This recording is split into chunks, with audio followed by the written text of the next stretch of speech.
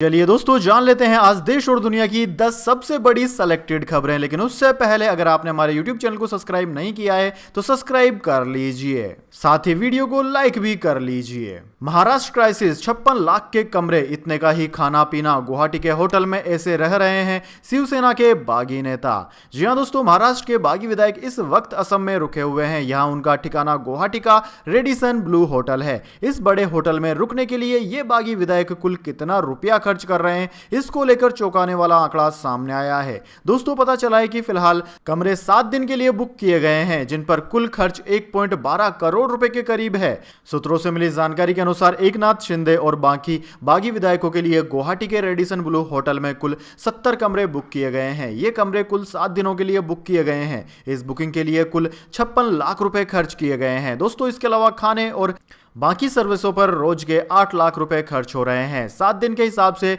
यह भी 56 लाख रुपए बैठता है। इस तरह बुकिंग और खाने पीने का खर्च मिलाकर राशि 1.12 करोड़ रुपए बैठती है। इसके बाद दोस्तों, अगली बड़ी खबर, संजय रावत का दावा, केंद्र के एक मंत्री शरद पवार को दे रहे हैं धमकी, मुझे भी मिली है चेतावनी। दोस्तों, महाराष्ट्र में सियासी घमासान के बीच शिवसेना के सांसद संजय रावत ने दावा किया है कि केंद्र के एक मंत्री एनसीपी प्रमुख शरद पवार को धमकी दे रहे हैं। उन्होंने यह भी कहा कि यह धमकी उन्हें और मुख्यमंत्री उद्धव ठाकरे को भी दी जा रही है। रावत के मुताबिक ये चेतावनी महाविकास अघाड़ी सरकार को बचाने को लेकर है। इन आरोपों को लेकर उन्होंने एक ट्वीट भी किया। दोस्तों, आपकी जानकारी के लिए बता दें, महाराष्ट्र में उद्धव ठाकरे की सरकार मुश्किलों में घिर गई है। शिवसेना के बागी नेता एकनाथ शिंदे करीब 40 विधायकों के साथ गुवाहाटी में डटे हुए हैं। शिवसेना नेता संजय रावत ने ट्वीट करते हुए लिखा कि एनसीपी प्रमुख शरद पवार को बीजेपी का एक केंद्रीय मंत्री धमकी दे रहा है, मुझे और उद्धव ठाकरे को भी धमकी दी जा रही है। इसके बाद दोस्तों, अगली बड़ी खबर, गुजरात दंगों में नरेंद्र मोदी को क्लीन चिट देने वाली एसआईटी रिपोर्ट के खिलाफ याचिका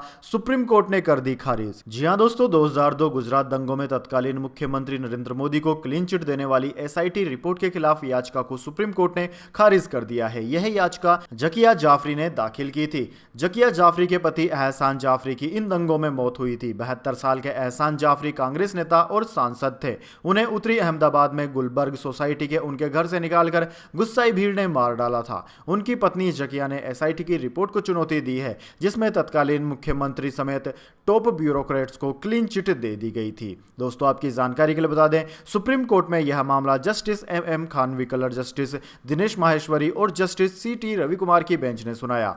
याचिकाकर्ता की ओर से senior advocate Kapil Sibal, SIT की ओर से सीनियर एडवोकेट मुकुल रोहतगी और गुजरात की ओर से सॉलिसिटर जनरल तुषार मेहता ने दलीलें दी। इसके बाद बेंच ने 9 दिसंबर 2021 को फैसला सुरक्षित रख लिया था।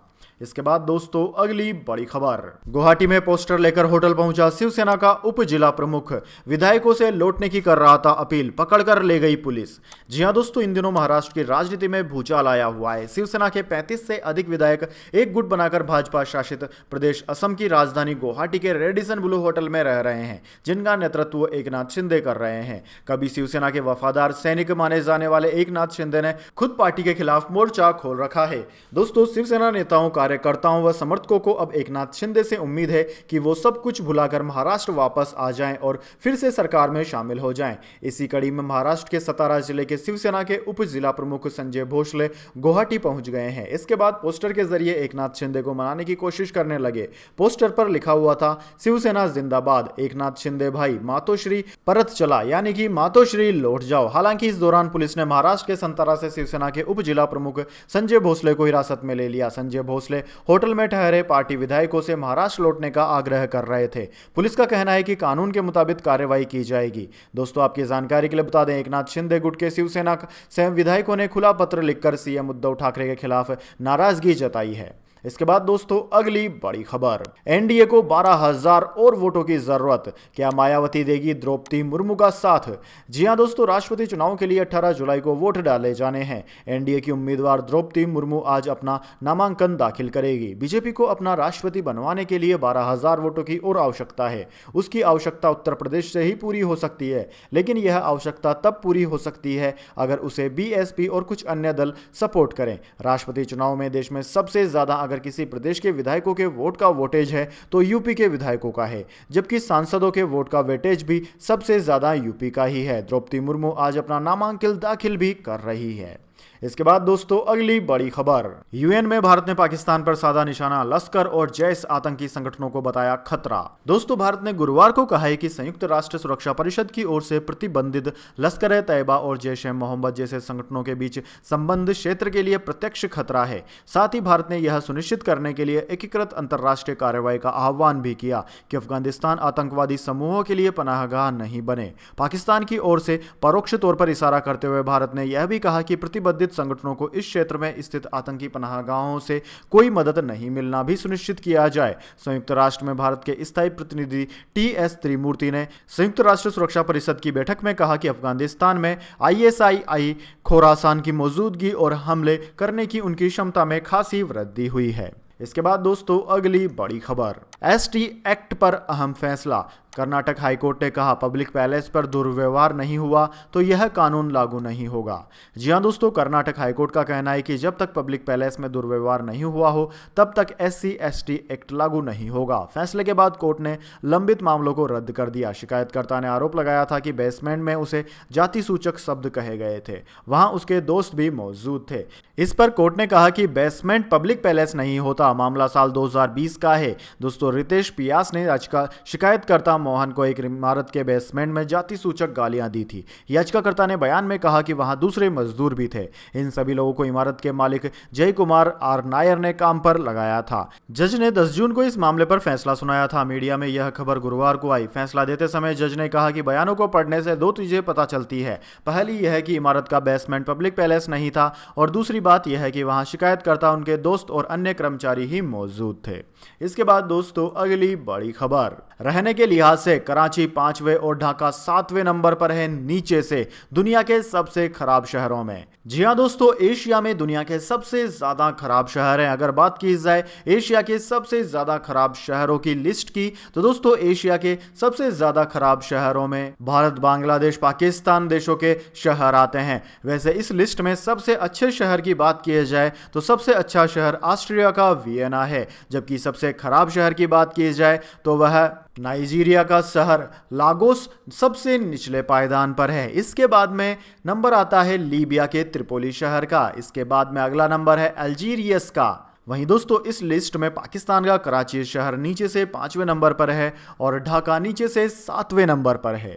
इसके बाद दोस्तों अगली बड़ी खबर, 21 साल के इंग्लिश काउंटी बॉलर के आगे ढेर हो गए भारतीय बल्लेबाज, KS भरत ने बचाई लाज। जी हां दोस्तों, लाल गेंद के साथ पूरे 3 महीने बाद मैदान में हुई भारतीय टीम की वापसी अच्छी नहीं रही। इंग्लैंड के खिलाफ टेस्ट मैच खेलने से पहले लिसेंटशायर के खिलाफ अभ्यास मैच खेल रही भारतीय टीम की बल्लेबाजी की पोल पहले दिन ही खुल गई। मजबूत कहे जाने वाले भारत का बल्लेबाजी क्रम एक 21 वर्षीय काउंटी गेंदबाज के आगे ढेर हो गया।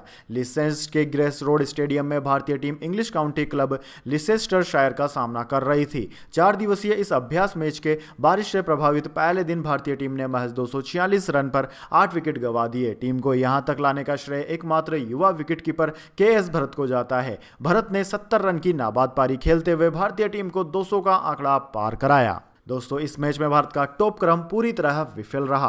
भारत के कप्तान रोहित शर्मा 25 रन बनाकर आउट हो गए। इसके बाद में कुछ विकेट यूं ही गिरते रहे। 81 रन पर आते आते भारत ने 5 विकेट खो दिए। KS भरत और विराट कोहली 33 रनों ने 57 रन की साझेदारी की, लेकिन विराट कोहली भी ज्यादा देर तक क्रीज पर नहीं टिक पाए।